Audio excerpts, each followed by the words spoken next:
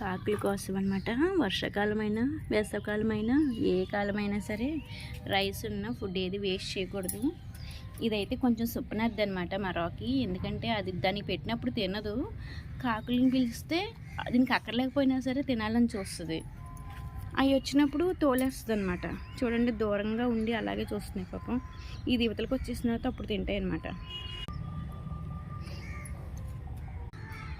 తినిపిస్తున్నాయి అన్నమాట పిల్లలకి కాకి. చూడండి, తినకుండా తోలేస్తూ ఉంటుంది. చూడండి, ఇప్పుడు వచ్చి ఇది వదిలికి వచ్చిన తర్వాత చక్కగా వచ్చి తింటున్నాయి. ఒక్కొక్కటిగా వాళ్తున్నాయి అన్నమాట వచ్చి.